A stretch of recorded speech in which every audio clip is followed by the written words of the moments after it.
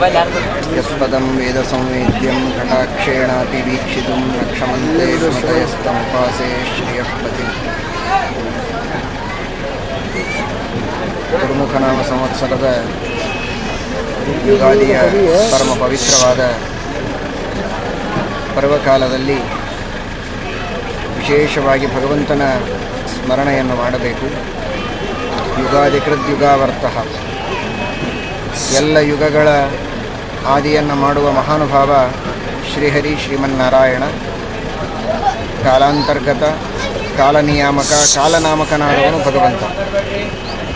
ಶ್ರೀಮದ್ ಆಚಾರ್ಯರು, ಶ್ರೀಮದ್ ಆನಂದತೀರ್ಥ ಭಗವತ್ಪಾದಾಚಾರ್ಯರು ಭಗವಂತನನ್ನು ಕಾಲ ಎಂಬುದಾಗಿ ಯಾಕೆ ಕರೀತಾರೆ ಅಂತ ಹೇಳ್ತಾರೆ. ಕಲ ಕಾಮಧೇನು. ಕಲ ಎಂಬ ಧಾತುವಿಗೆ ಅನೇಕ ಅರ್ಥಗಳಿವೆ. ಕಾಮಧೇನು ಇದ್ದಂತೆ ಯೋಗ್ಯವಾದ, ಇಷ್ಟವಾದ ಎಲ್ಲ ಅರ್ಥಗಳನ್ನು ನೀಡುವಂತಹ ಒಂದು ಧಾತು. ಕಲಜ್ಞಾನೇ, ಸರ್ವಜ್ಞನಾಗಿದ್ದಾನೆ ಭಗವಂತ. ನಮ್ಮೆಲ್ಲರ ಯೋಗ್ಯತೆಯನ್ನು, ನಮ್ಮ ಕರ್ಮಗಳನ್ನು ತಿಳಿದು ಅದಕ್ಕೆ ತಕ್ಕಂತೆ ಫಲ ಕೊಡುವ ಮಹಾನುಭಾವ. ಕಲ ಸಂಹಾರೆ, ಪ್ರಳಯ ಕಾಲದಲ್ಲಿ ಎಲ್ಲರನ್ನ ಸಂಹಾರ ಮಾಡುವವನು ಭಗವಂತ. ಸೃಷ್ಟಿಕಾಲದಲ್ಲಿ ಎಲ್ಲರನ್ನ ಸೃಷ್ಟಿಗೆ ತರುವವನು ಭಗವಂತನೇ. ಅಂತಹ ಸೃಷ್ಟಿ, ಸ್ಥಿತಿ, ನಿಯಮನ, ಜ್ಞಾನಾಜ್ಞಾನ ಬಂಧ ಮೋಕ್ಷಾದಿಗಳನ್ನು ಕೊಡುವ ಆ ಭಗವಂತ ಕಾಲನಿಯಾಮಕನಾಗಿದ್ದಾನೆ. ಸಂವತ್ಸರ ನಿಯಾಮಕ, ಸಂವತ್ಸರ ನಾಮಕನೂ ಅವನೇ. ಸಮ್ಯಕ್ ವತ್ಸಾನ್ ರಮಯತೀತಿ ಸಂವತ್ಸರ. ವತ್ಸ ಅಂದರೆ ಮಕ್ಕಳು. ಎಲ್ಲ ಮಕ್ಕಳನ್ನು ಚೆನ್ನಾಗಿ ರಕ್ಷಣೆ ಮಾಡ್ತಾನೆ. ಆದ್ದರಿಂದ ಸಂವತ್ಸರ ಎಂಬುದಾಗಿಯೂ ಭಗವಂತನನ್ನು ಕರೀತಾರೆ.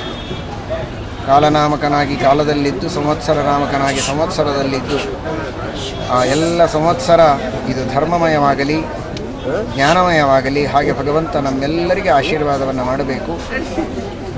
ವಿಶೇಷವಾಗಿ ಹಿಂದೆ ಆದದ್ದಾಯಿತು ಇನ್ನಾದರೂ ಒಳ್ಳೆಯ ದಾರಿ ಹಿಡಿಯೋ ಪ್ರಾಣಿ ಎಂದಂತೆ ಹಿಂದಿನ ಸಂವತ್ಸರಗಳಲ್ಲಿ ನಾವು ಏನು ಶುಭ ಕರ್ಮಗಳನ್ನು ಮಾಡಿದ್ದೇವೋ, ಅಶುಭ ಕರ್ಮಗಳನ್ನು ಮಾಡಿದ್ದೇವೋ ಅದೆಲ್ಲ ದೇವರಿಗೆ ಗೊತ್ತು. ಇನ್ನು ಮುಂದೆ ಅಶುಭ ಕರ್ಮಗಳು ನಮ್ಮಿಂದ ನಡೆಯದಂತೆ, ಶುಭ ಕರ್ಮಗಳೇ ನಮ್ಮಿಂದ ವಿಶೇಷವಾಗಿ ನಡೆಯುವಂತೆ ಭಗವಂತ ನಮ್ಮಲ್ಲಿ ನಿಂತು ಪ್ರೇರಣೆ ಮಾಡಿ ಸತ್ಕರ್ಮಗಳನ್ನು ಮಾಡಿಸಿ ಸುಜ್ಞಾನವನ್ನು ಕೊಟ್ಟು ಸನ್ಮಾರ್ಗವನ್ನು ತೋರಿ ನಮ್ಮನ್ನು ಉದ್ಧಾರ ಮಾಡಲಿ ಎಂಬುದಾಗಿ ಸಂವತ್ಸರದ ಆದಿಯಲ್ಲಿ ಆ ಭಗವಂತನನ್ನು ವಿಶೇಷವಾಗಿ ನಾವು ಪ್ರಾರ್ಥನೆ ಮಾಡೋಣ. ಇದು ದುರ್ಮುಖ ನಾಮ ಸಂವತ್ಸರ.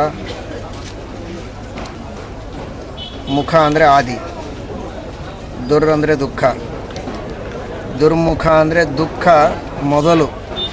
ಯಾವ ಶುಭ ಕಾರ್ಯ ಮಾಡುವಾಗಲೂ ಮೊದಲು ದುಃಖ ಇರುತ್ತದೆ, ಆಮೇಲೆ ಸುಖ ಇರ್ತದೆ. ಯತ್ತದಗ್ರೇ ವಿಷಮಿವ ಪರಿಣಾಮೇ ಅಮೃತೋಪಮಂ ಅಂತ ಭಗವದ್ಗೀತೆಯಲ್ಲಿ ಹೇಳಿದ್ದಾರೆ. ಸಮುದ್ರ ಮಥನ ಮಾಡಿದಾಗ ಮೊದಲಿಗೆ ಬಂದದ್ದು ವಿಷ, ಆಮೇಲೆ ಅಮೃತ ಬಂತು.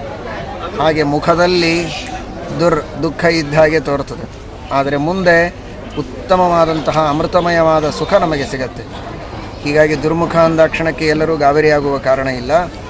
ಮೊದಲು ದುಃಖದಂತೆ ತೋರಿದರೂ, ವಿಷದಂತೆ ತೋರಿದರೂ, ಮುಂದೆ ಅಮೃತವನ್ನು ನೀಡುವಂತಹ ಒಂದು ಉತ್ತಮವಾದ ಸಂವತ್ಸರ ದುರ್ಮುಖನಾಮ ಸಂವತ್ಸರ. ಇಂತಹ ಸಂವತ್ಸರ ನಮಗೆ ವಿಶೇಷವಾಗಿ ಸಾಧನೆಯನ್ನು ಮಾಡಿಸಿ ಭಗವಂತನ ಅನುಗ್ರಹವನ್ನು ನೀಡುವಂತಾಗಲಿ ಎಂಬುದಾಗಿ ನಮ್ಮ ಉಪಾಸ್ಯ ಮೂರ್ತಿಗಳಾದ ಮೂಲರಾಮ ದಿಗ್ವಿಜಯರಾಮ ವೇದವ್ಯಾಸ ದೇವರಲ್ಲಿ ವಿಶೇಷವಾಗಿ ಪ್ರಾರ್ಥನೆಯನ್ನು ಮಾಡುತ್ತೇವೆ.